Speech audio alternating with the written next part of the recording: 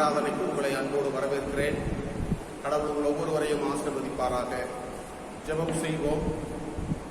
கிருபை நிறைந்த நல்ல ஆண்டவரே, பரிசுத்த பிதாவே, நீர் தந்த நாளுக்காக நன்றியோடு உம்மை துதிக்கிறோம்.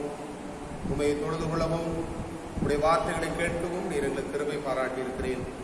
இந்த ஆராதனை முழுவதும் நீர் எங்களை வழிநடத்தி ஆசீர்வதிக்க வேண்டும் என்று கொண்டாடுகிறோம். இயேசு கிறிஸ்து நாமத்தில் ஜெபிக்கிறோம் பிதாவே, ஆமென். 302வது பாமாலையை நாம் அனைவரும் சேர்ந்து பாடுவோம். 2 எந்தன் ஜீவன் இயேசு.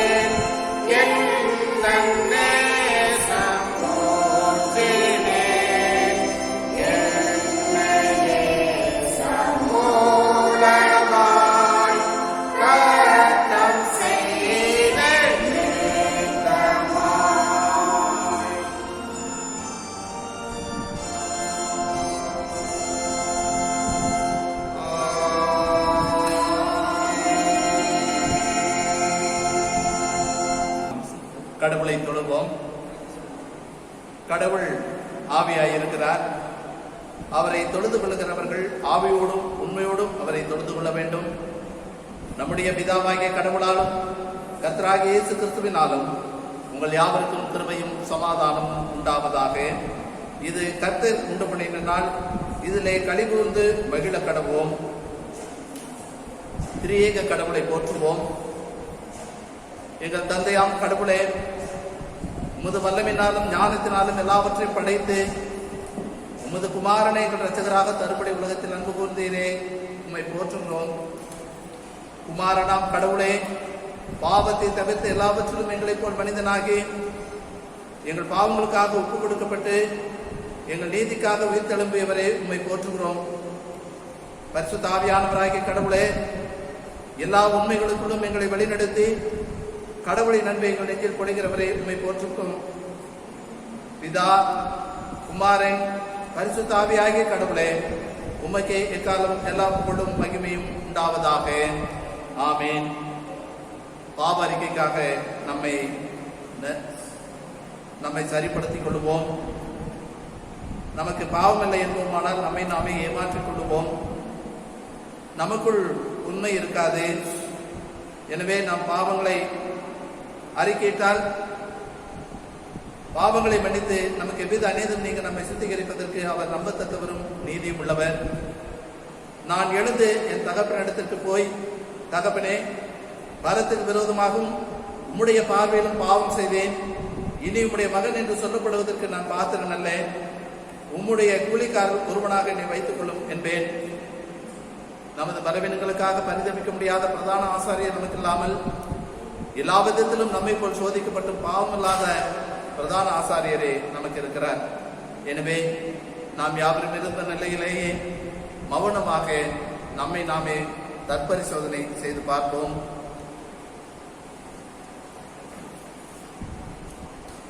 சர்வ வல்லமையுள்ள கடவுளிடத்தில் நாம் நமது பாவங்களை, குற்றங்களை, பிழைகளை அவருடைய சமூகத்திலே அறிக்கை செய்யும் வண்ணமாக இரண்டாவது பாவரிக்கை ஜெபத்தை யாவும் சேர்ந்து சொல்லுவோம். எங்கள் தந்தையாம் கடவுளே, நினைவினாலும் வார்த்தைகளினாலும் செயல்களினாலும் உமக்கு விரோதமாக பாவம் செய்திருக்கிறோம். முழு மனதோடு நாங்கள் உண்மை நேசிக்கவில்லை. எங்களிடத்தில் நாங்கள் அன்பு கூறுவது போல எல்லாரிடத்தில் நாங்கள் அன்பு கூறவில்லை. எங்கள் மேல் இரக்கமாய் இருக்க உண்மை வேண்டிக் கொள்கிறோம்.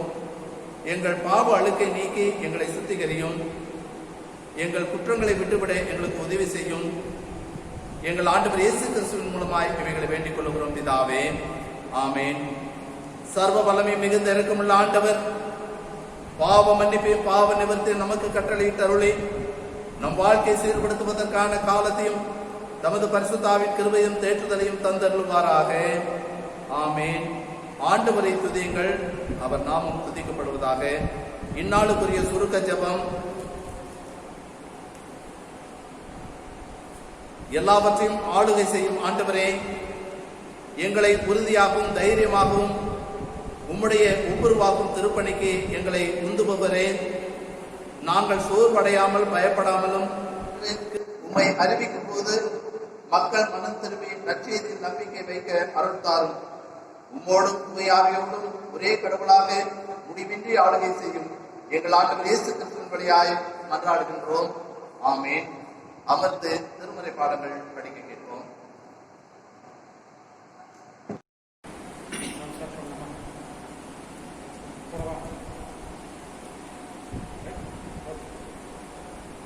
வாசிக்க வேண்டிய முதலாம் வேத பாடம் யோசுவா 1ஆம் அதிகாரம் 1 முதல் 9ஆம் வசனம் வரை.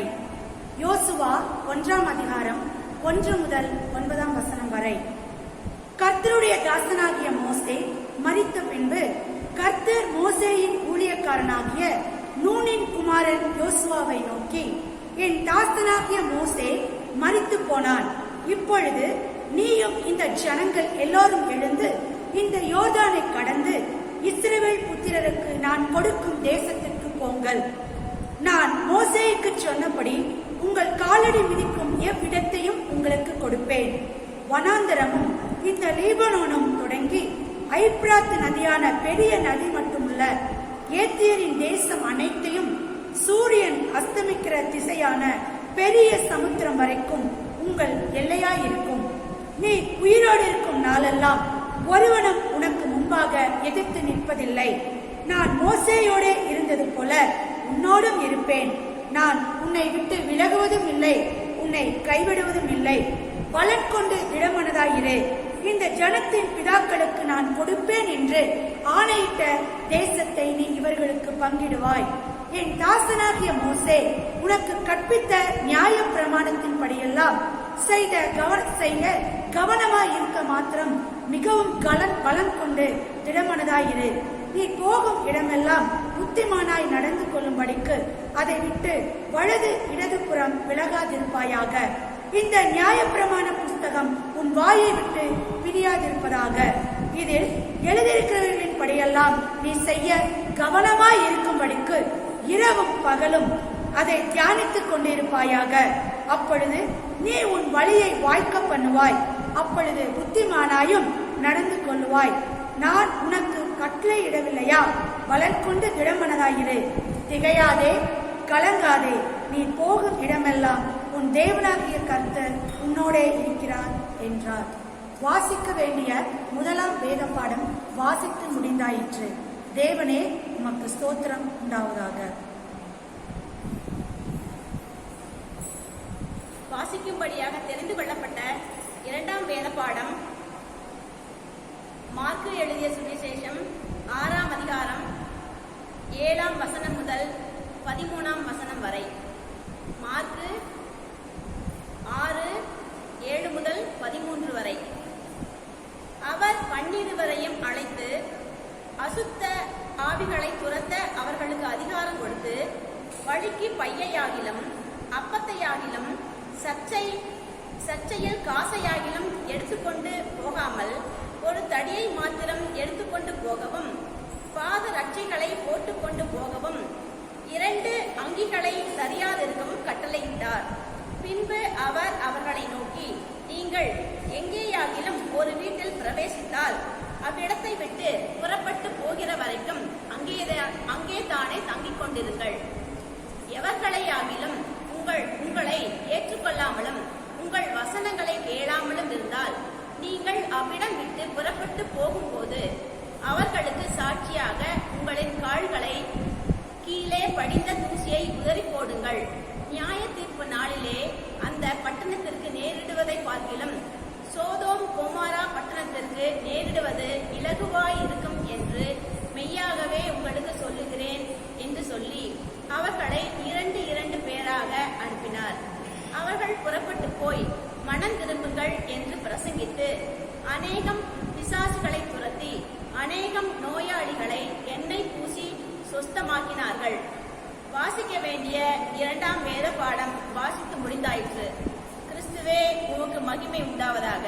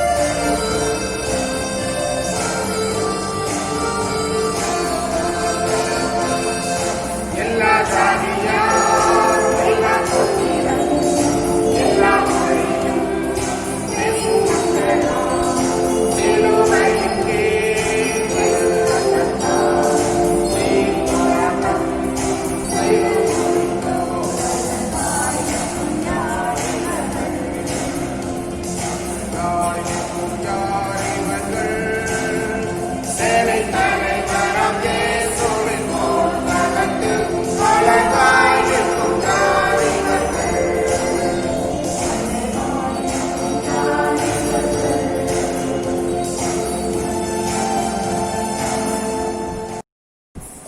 கிறிஸ்துவுக்குள் அன்பானவர்களே, ஆண்டவராகிய இயேசு கிறிஸ்து நாமத்தினாலே மீண்டும் உங்களை அன்போடு வாழ்த்துகிறேன், வரவேற்கிறேன்.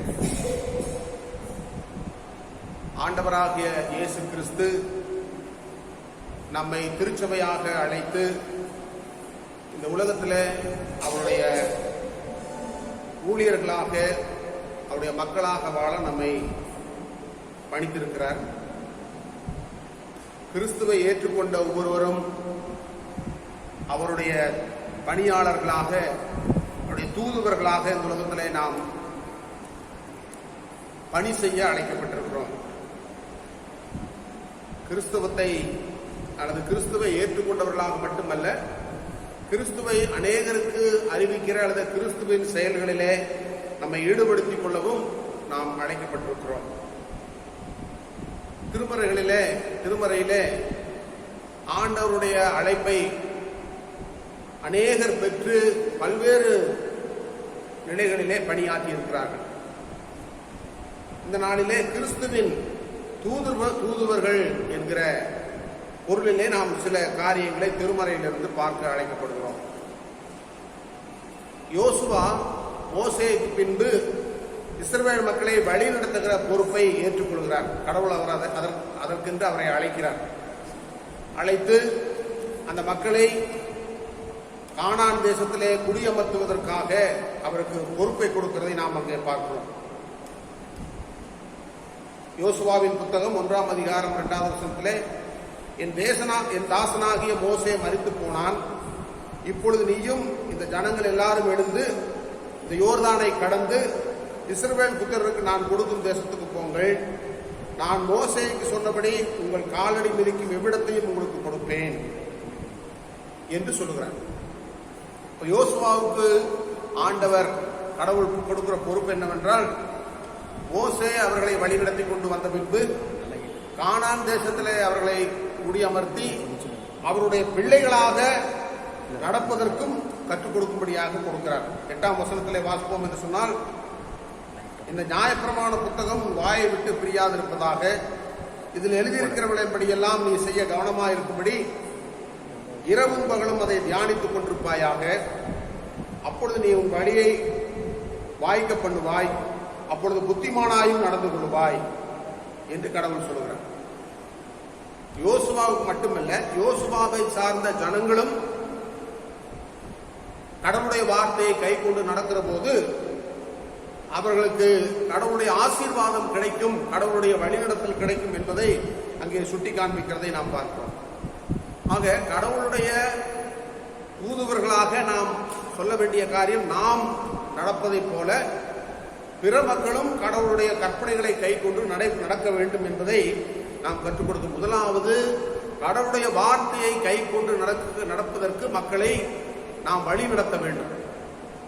கடவுளுடைய வார்த்தை தான் முக்கியம். சங்கீதக்காரன் சொல்லுகிறது போல, கர்த்தருடைய வார்த்தை என் கால்களுக்கு தீபமும் என் பாதைக்கு வெளிச்சமாய் இருக்கிறது என்று சொல்லுகிறார். அப்படி மக்களை நடத்துவதற்கு நாம் அவைகளிலே தேறினவர்களாக, அவைகளை உணர்ந்தவர்களாக நாம் அழைக்கப்பட்டிருக்கிறோம். இரண்டாவதாக, ஆண்டவராகிய இயேசு கிறிஸ்து ஊழியக்காரர்களை ஏற்படுத்தி அல்லது திருத்தூதுவர்களை ஏற்படுத்தி அல்லது சீடர்களை ஏற்படுத்தி தம்முடைய பணியை செய்வதற்கென்று அவர்களை அழைக்கிறார். மார்க் எழுதின நற்செய்தி நூல் 6ஆம் அதிகாரம் 7வது வசனத்திலே பார்ப்போம் என்றால், அவர் 12 அழைத்து அசுத்த ஆவிகளை துரத்த அவர்களுக்கு அதிகாரம் கொடுத்து 10வது வசனத்திலே அவர்களை நோக்கி, நீங்கள் எங்கேயாகிலும் ஒரு வீட்டில் பிரவேசித்தால் அவிடுத்து விட்டு புறப்படுகிறவர்கள் வரைக்கும் அங்கே தானே தங்கியிருங்கள் என்றெல்லாம் அவர் சொல்லிவிட்டு, இப்படி நீங்கள் போகிற இடங்களில் எல்லாம் மனம் திரும்புங்கள் என்றும் பிரசங்கியுங்கள் என்று அனுப்புகிறார். அசுத்த ஆவிகளை துரத்தவும் மனம் திரும்பும்படியாக அவர்களை அழைக்கவும் அவர்களுக்கு கட்டளை கொடுக்கிறார். அசுத்த ஆவி என்று சொன்னவுடனே நாம் பேய் ஓட்டுகிற வேலையை செய்ய வேண்டும் என்பதல்ல. இன்றைய நாளிலே அப்படிப்பட்ட புரிந்து கொள்ளுதலோடு அநேக அநேகர் செய்கிறதை நாம் பார்க்கிறோம். அசுத்த ஆவிகள் என்றால் தீமையான சக்திகள். இந்த உலகத்திலே அநேக தீய சக்திகள் இன்றைக்கு இருந்து கொண்டிருக்கிறதை பார்க்கிறோம். பல்வேறு வடிவங்களிலே அவைகள் இருக்கிறது. குறிப்பாக இன்றைக்கு ஜாதி வெறி என்கிற தீய சக்தி, கருப்பு வெள்ளையன் அமெரிக்க நாட்டிலே இந்த நாளிலே நடந்து கொண்டிருக்கிற பெரிய ஒரு போராட்டம். இந்திய நாட்டில் எடுத்துக்கொள்வோம் என்று சொன்னால் சமயத்தின் அடிப்படையிலே இந்த சமயத்தை சார்ந்தவன் அந்த சமயத்தை சார்ந்தவன் அல்லது உயர்ந்தவன் தாழ்ந்தவன், இப்படி பல்வேறு தீய சக்திகள் இந்த மனித குலத்தை ஆட்டி படைக்கிறதை நாம் பார்க்கிறோம்.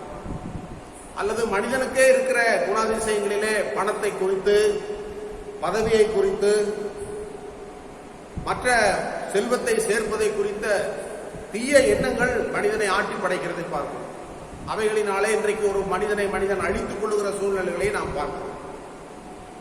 ஆக இவைகளிலெல்லாம் இருந்து மனுக்குலத்தை விடுவிக்கப்படுவதற்கு நாம் அவருடைய ஊழியர்களாக, தூதுவர்களாக அழைக்கப்பட்டிருக்கிறோம்.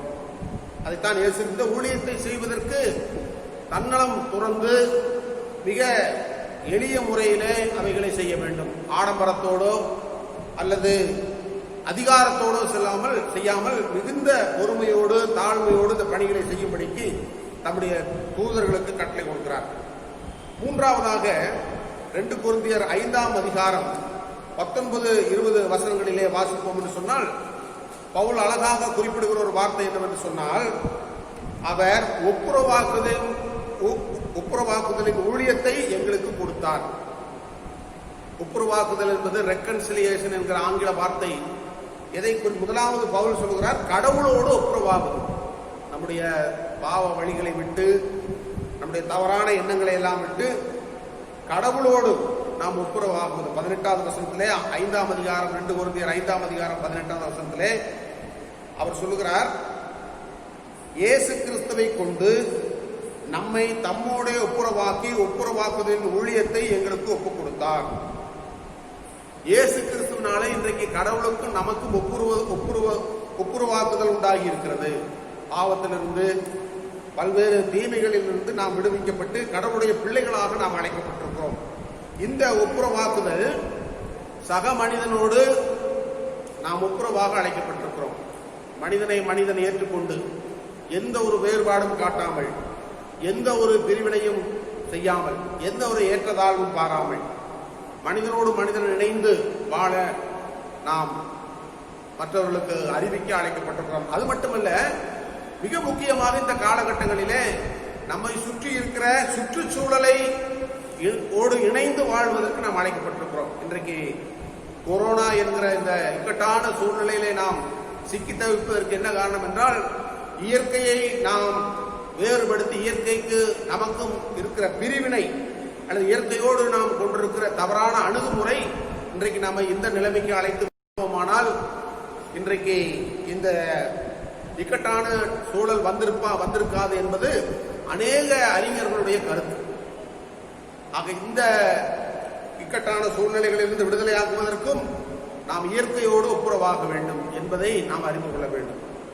கடவுளுடைய தூதுவர்களாக நாம் மக்களை வழிநடத்துகிற பொழுது அவர்களை அடிமைத்தனத்திலிருந்து விடுதலை வாழ்வுக்கு நேராகவும், விடுதலை வாழ்வும் பெற்ற மக்கள் தீய பழக்கங்களால் அவர்கள் சிக்கிவிடாதபடிக்கும் தொடர்ந்து இந்த சமுதாயத்திலே கடவுளுடைய பிள்ளைகளாக நாம் மிக சந்தோஷமாக, சமாதானத்தோடு, எல்லா உயிரினங்களோடு, எல்லா மக்களோடு நாம் சேர்ந்து வாழவும் அழைக்கப்பட்டிருக்கிறோம். இதை நாம் அநேகருக்கு அறிவிக்க வேண்டும். இதைத்தான் பவுல் சொல்லுகிறார், இந்த ஊழியத்திற்கென்று எங்களை கடவுள் அழைத்திருக்கிறார். எனவே இந்த ஊழியத்தை நாங்கள் குற்றப்படாதபடிக்கு, இடர் உண்டாகாமல் நாங்கள் எங்களை தேவ ஊழியக்காரராக விளங்க பண்ணுகிறோம் என்று 2 கொரிந்தியர் 6ஆம் அதிகாரம் 3வது வசனத்திலே சொல்லுகிறது போல, இந்த ஊழியத்தை நாம் திருச்சபை மக்களாக, ஆண்டவரால் அழைக்கப்பட்ட மக்களாக நாம் அனைவரும் செய்ய அழைக்கப்பட்டிருக்கிறோம். எனவே நாம் ஒவ்வொருவரும் பொறுப்புள்ளவர்களாக இந்த சமுதாயத்திலே ஆண்டவருடைய தூதுவர்களாக நாம் பணி செய்யவும், கடவுளை அதன் மூலமாக கடவுளுடைய நாமத்தை மகிமைப்படுத்தவும் அழைக்கப்பட்டிருக்கிறோம். கடவுள் நம் ஒவ்வொருவருக்கும் அப்படிப்பட்ட ஆற்றலை தந்து வழி நடத்துவாராக. ஆமீன். அறிவிப்புகள். முதலாவதாக நம்முடைய சேகரத்தை சார்ந்த மக்கள் உங்களுடைய சந்தா கவர்களை நம்முடைய கோயில் பிள்ளை கொண்டு வருகிற பொழுது உங்களுடைய சந்தாவையும் அதோடு கூட அருட்பணி கவர்களையும் உபவாச உண்டியலையும் நீங்கள் கொடுத்து அனுப்புமாறு உங்களை அன்போடு கேட்டுக்கொள்கிறோம். அடுத்து நம்முடைய திருமண்டலத்திலிருந்து அருட்பணி ஆற்றுவதற்கு நம்முடைய திருமண்டலத்தில் 5 இடங்களிலே மிஷனரி பணி செய்வதற்கென்று இந்திய மிஷனரி சங்கம் 5 ஊழியர்களை அனுப்பி இருக்கிறது, அனுப்ப போகிறது. நம்முடைய மறை மாவட்டத்தில் ஆலியார் என்கிற இடத்திலே ஒரு ஊழியரையும் நியமித்திருக்கிறார்கள். அவருக்கான மாத ஊதியத்தை நம்முடைய திருமண்டலம் இந்திய மிஷனரி சங்கம் கொடுக்கிறது. அவருக்கான குடியிருப்பு, வாகனம் இவற்றை நம்முடைய திருமண்டலம் கொடுக்க வேண்டும். அதன் பொருட்டு நம்முடைய மறை மாவட்டத்தில் நம்முடைய திருச்சபையை சார்ந்த மக்கள் அவருக்கு ஒரு வாகனம் வாங்குவதற்கு உங்களால் இயன்ற உதவிகளை நீங்கள் செய்யுமாறு உங்களை அன்போடு கேட்டுக்கொள்கிறோம். அதே போலவே இந்த ஊழியர்களுக்காக நீங்கள் ஜெபிக்குமாறும் உங்களை அன்போடு கேட்டுக்கொள்கிறோம். அடுத்து பெண்களை இயக்கத்தின் சார்பாக ஒரு அறிவிப்பை இப்பொழுது கேட்கலாம். திருச்சபை மக்கள் அனைவருக்கும் அன்பான ஒரு வேண்டுகோள். பெண்கள் தங்கள் சந்தா அட்டைகளில் ஐக்கிய சங்கத்திற்காக உங்கள் சந்தாக்களை மாதம் செலுத்துமாறு அன்புடன் வேண்டுகிறோம். வருகிற வாரம் தங்கள் பிறந்த நாட்களை நினைவு கூறுவோர் மக்களுடைய பெயர்களை வாசிக்கிறேன். 19/7/2020 திரு பெனடிக் பிரகாஷ், திரு சுந்தர்ராஜ், திரு ஆர் பெலிக்ஸ் பிரகாஷ், திருமதி ஜாஸ்மின் இன்பலீலா. 20/7/2020 திரு KP சந்திரகுமார். 21/7/2020 செல்வி திவ்யா ரூபவதி, திரு டேவிஸ் பிரேம்.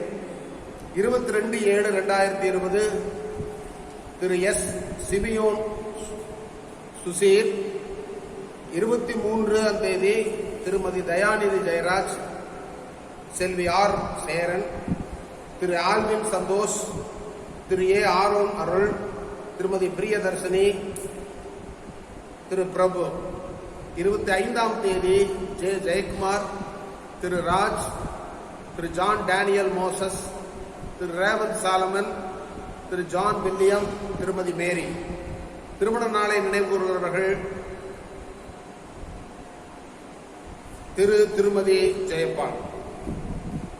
திருச்சபையின் சார்பாக இந்த மக்களுக்கு என்னுடைய அன்பான வாழ்த்துக்களை தெரிவித்துக் கொள்வோம்.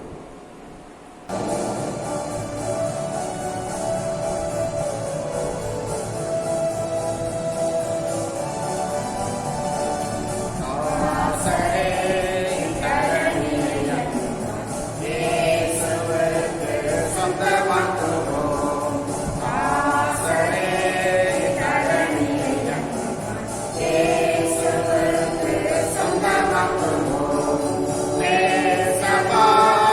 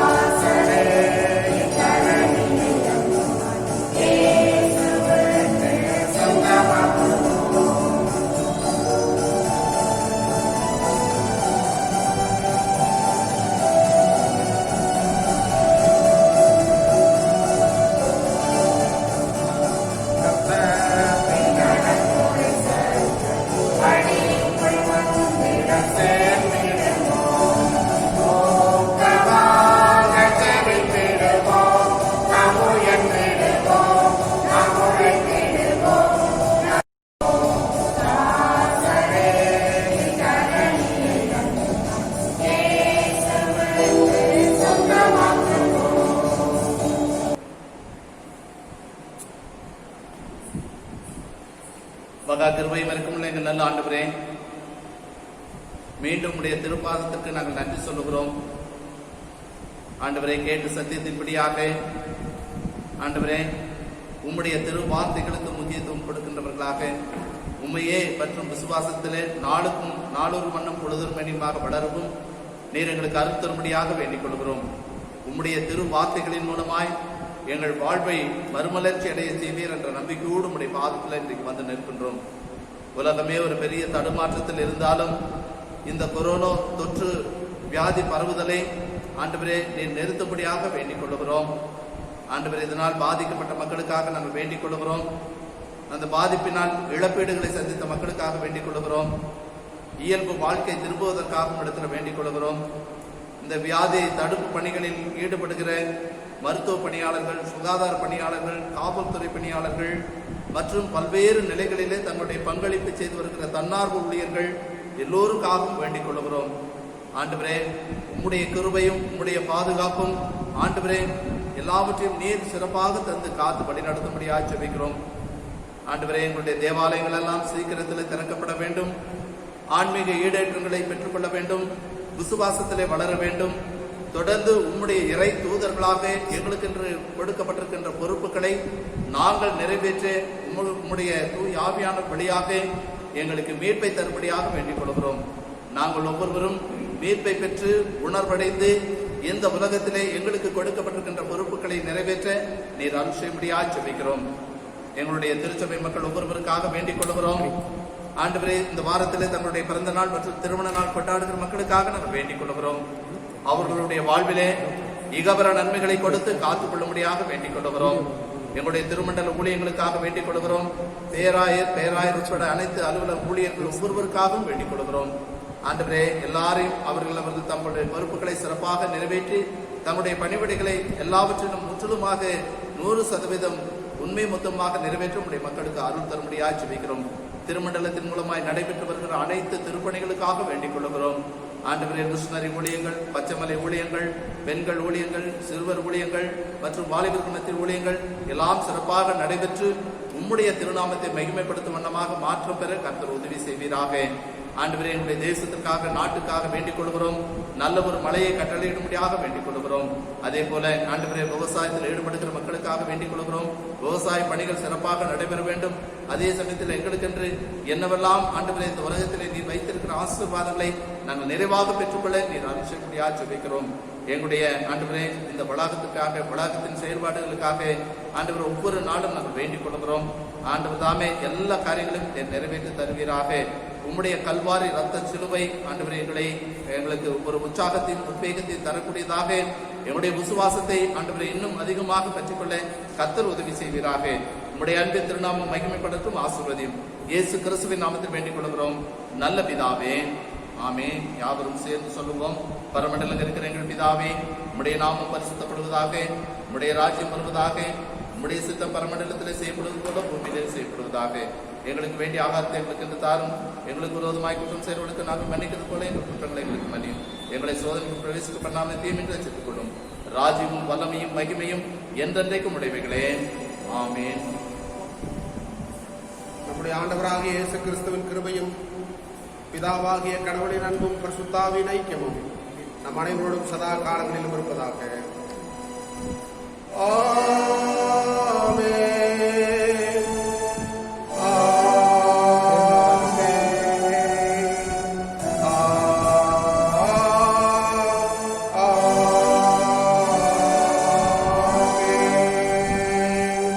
நிறைவு கீதமாக 77வது கீர்த்தனை பாடுவோம்.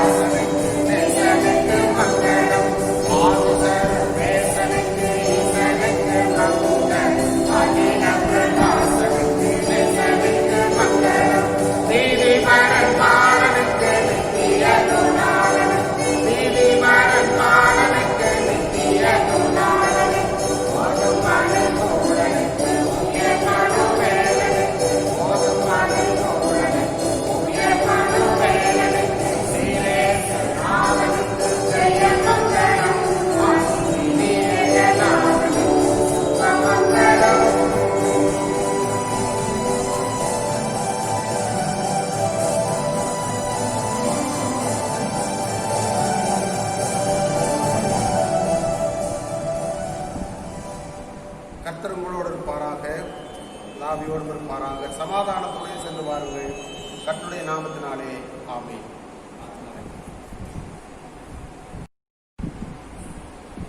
என் ஆத்மாவே கர்த்தரை ஸ்தோத்திரி, என் முழுமே பரிசுத்த நாமத்தை ஸ்தோத்திரி. என் ஆத்மாவே கர்த்தரை ஸ்தோத்திரி, கர்த்தர் செய்த சகல உபகாரங்களை மறவாதே. ஆமென்.